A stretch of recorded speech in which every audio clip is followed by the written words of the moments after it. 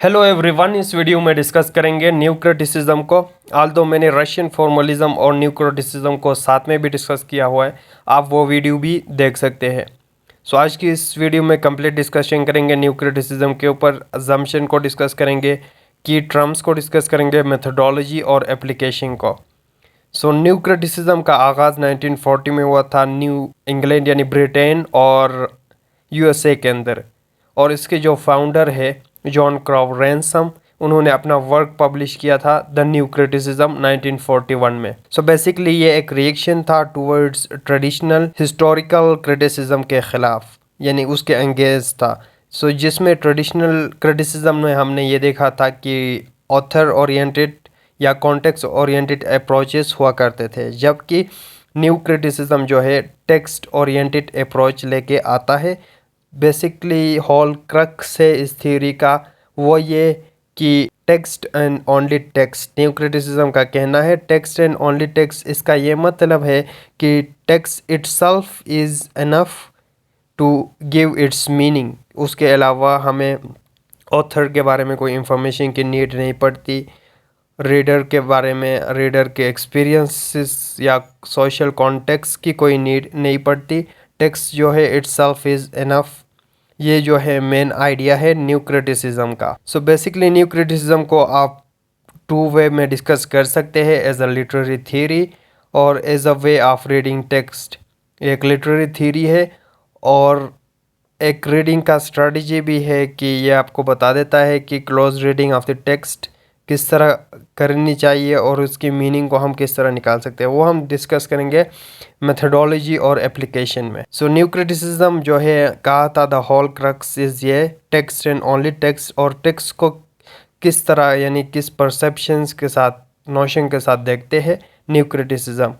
Text को complete work of art consider किया जाता है न्यू क्रिटिसिज्म में, कि ये जो है एक ऑब्जेक्ट है, ऑटोनोमस है, टेक्स्ट को समझने के लिए किसी और कॉन्टेक्स्ट की नीड हमें नहीं पड़ती। And then its example to validate our interpretation. और थर्ड ये कि text is a source to analyse and get the true meaning, यानी टेक्स्ट इटसेल्फ उसी के अंदर ही उसकी मीनिंग है। ट्रू मीनिंग को हम close reading of the text से निकाल सकते हैं।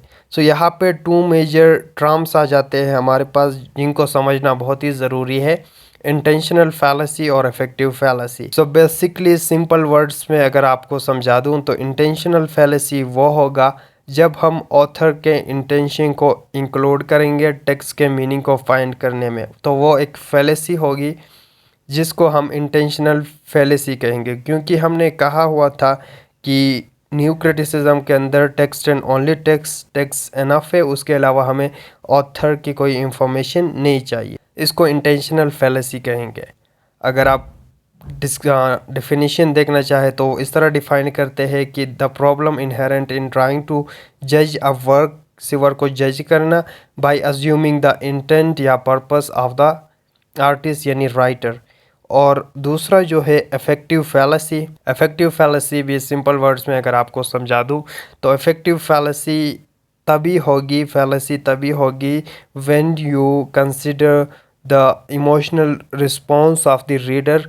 ठीक है, रीडर के इमोशनल रिस्पॉन्स को टेक्स्ट के मीनिंग को निकालते हुए आप इंक्लूड करेंगे तो वो एक फैलेसी होगी। क्योंकि हमने पढ़ा हुआ था टेक्स्ट इटसेल्फ इज़ एनफ, इसमें रीडर के इमोशंस भी हमें नहीं चाहिए, ऑथर भी नहीं चाहिए, या कोई सोशल कॉन्टेक्स्ट भी नहीं चाहिए।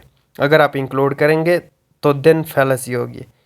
अगेन यही डिफिनीशन देखना चाहे तो मिसकंसेप्शन दैट अराइज होगा व्हेन यू जज a poem by emotional effect that produce in the reader के अंदर जो इमोशनल इफेक्ट प्रोड्यूस करता है, अगर आप उसे इंक्लूड करेंगे इंटरप्रिटेशन में टेक्स्ट के मीनिंग को, वो फैलेसी होगी और जिसे इफेक्टिव फैलेसी कहा जाता है।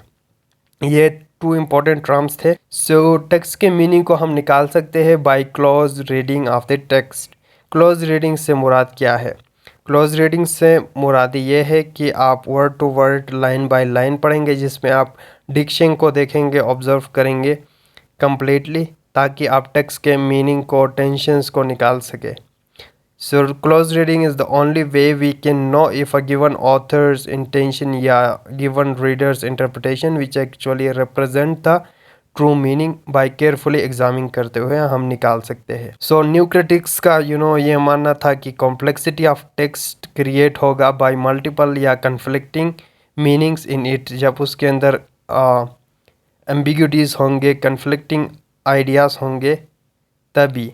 सो this meanings are product of 4 kind of linguistic devices. So इस तरह के मीनिंग जो है लिंग्विस्टिक डिवाइसेस की वजह से होता है, जिसमें पैराडॉक्स हो गया, एम्बिग्यूटी हो गया, आयरनी और टेंशंस हो गए। नाउ अजम्पशंस को डिस्कस करेंगे न्यू क्रिटिसिज्म के। So again I am again emphasising on text and only text.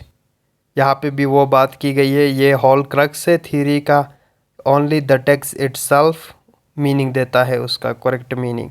So assumptions को देखते हैं। पहला अजम्पशन ये है कि उसको आप नेम देख सकते हैं एस्थेटिक एक्सपीरियंस का, कि जो है study of literature, literary work वो है जो कि एक एस्थेटिक एक्सपीरियंस होता है जिसमें रीडर टेक्स्ट के साथ एस्थेटिक एक्सपीरियंस में इन्वॉल्व होता है। सो बेसिकली किसी भी वर्क ऑफ आर्ट को यहाँ जो सिंपल नेक्स्ट जो अजम्पशन है उसमें कहा गया है कि किसी भी वर्क ऑफ आर्ट को, लिटरेचर को न्यू क्रिटिसिज्म के अंदर हम उसे पोइम कहेंगे। उन्होंने इसको पोइम का नाम दिया, चाहे वो शॉर्ट स्टोरी हो या कोई और जॉनरा हो, उसे आप जो है उसके लिए आप टर्म यूज़ करेंगे पोइम न्यू क्रिटिसिज्म के अंदर when you apply new criticism on it. So basically कहते हैं कि पोइम या वर्क ऑफ आर्ट जो है वो एक आर्टिफैक्ट है, एज एन ऑब्जेक्ट है जिसको आप एनालाइज कर सकते हैं, break down into pieces to analyse and interpret in meaning, जो कि सेल्फ ऑब्जेक्टिव है, सेल्फ कॉन्टेन है, ऑटोनोमस एंटिटी है with its own structure. And then third assumption जो है वो है ऑब्जेक्टिव थ्योरी ऑफ आर्ट। वो ये कि किसी भी पीस ऑफ आर्ट जो है वो ऑब्जेक्टिव होती है, उसमें टेक्स्ट के ऊपर आपने फोकस करना होता है। टेक्स्ट जो है ऑब्जेक्टिव होता है, इम्पार्शियल होता है, एंड एक्स्ट्रा टेक्सचुअल एलिमेंट्स को आपने कंसिडर नहीं करने होते हैं, जिसमें ऑथर हो गया, रीडर के इमोशंस हो गए,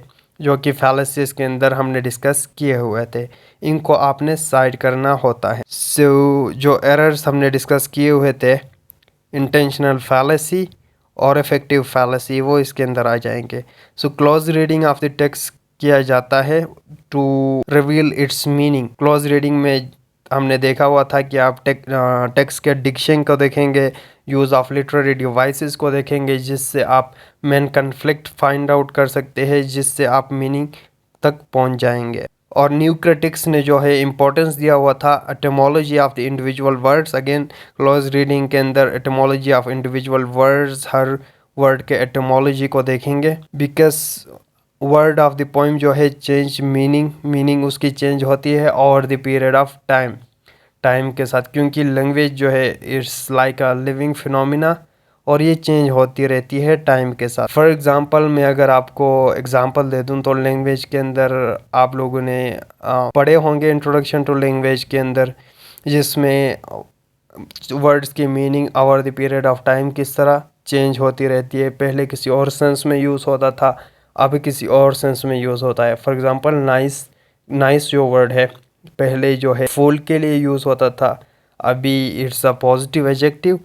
और गे का वर्ड जो है डेफोडिल्स के अंदर भी यूज़ करते हैं। वर्ड्सवर्थ पहले जो है हैप्पीनेस के लिए यूज़ होता था, अभी जो है किसी और कॉन्टेक्स्ट में यूज़ होता है होमोसेक्सुअल। सो न्यू क्रिटिक्स ये असर्ट करते हैं कि readers emotional response to a text is neither important. Again text and only text है, रीडर के इमोशंस को हम साइड करेंगे। इफेक्टिव फैलेसी के अंदर हमने डिस्कस किया हुआ था। सो न्यू क्रिटिक्स ये कहते हैं कि chief characteristics of the poem ये है, उसकी कोहेरेंस को देखेंगे, inter relatedness of the its parts, जिसको उन्होंने ऑर्गेनिक यूनिटी का नाम दे दिया, कि ऑर्गेनिक यूनिटी टेक्स्ट के अंदर, पोइम के अंदर तभी अचीव होगा जब उसके पार्ट्स जो हैं इंटर रिलेटेड होंगे, लिंक्ड होंगे, और वो रिफ्लेक्ट करेगा आपके central idea of the poem overall.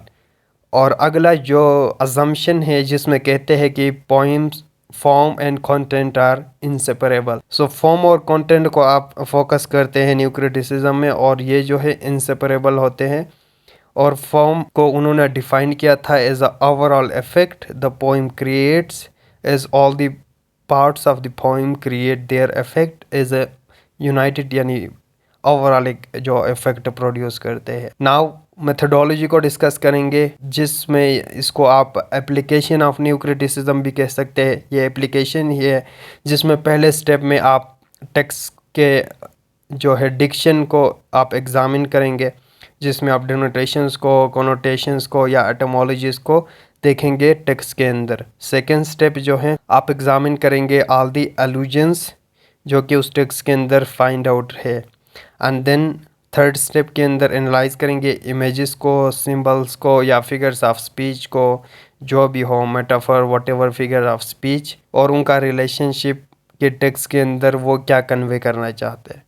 And then fourth के अंदर आप देखेंगे स्ट्रक्चरल पैटर्न्स को देखेंगे जो कि उस टेक्स्ट के अंदर है, जैसा कि आप एस्पेक्ट्स ऑफ प्रोसोडी या प्रिंसिपल्स को देखेंगे जो कि गवर्न करती है उस लिटरेरी पीस को, उस पोइम को, और देखेंगे कि किस तरह पोइट मैनिपुलेट करना चाह रहे हैं मेट्रिकल डिवाइसेस को, ग्रामेटिकल कंस्ट्रक्शंस को, टोनल पैटर्न्स को, और उनका क्या किरदार है पोइम के मीनिंग को कन्वे करने में। एंड देन स्टेप 5 के अंदर आप tone, theme, point of view को देखेंगे, और then you have to look for the inter relationship of all the elements, यानी ऑर्गेनिक यूनिटी की बात की थी कि ये तमाम एलिमेंट्स मिलके किस तरह ओवरऑल मीनिंग देते हैं, जो कि आप फाइंड आउट करेंगे टेंशन को, मेन टेंशन या कन्फ्लिक्ट उसके अंदर जो है, एम्बिग्यूटीज को देखेंगे, पैराडॉक्सिस को देखेंगे, जिससे पोइम के सेंट्रल मीनिंग को फाइंड आउट कर सकते हैं। और लास्ट स्टेप जो है, तमाम एग्जामिनेशन जो अबव हमने डिस्कस किए हुए थे उनके बाद इजली स्टेट कर सकते हैं पोइम के चीफ ओवरऑल टेंशन को, ओवरऑल मीनिंग को, जो कि रिजॉल्व होना चाहिए। So this is all about new criticism.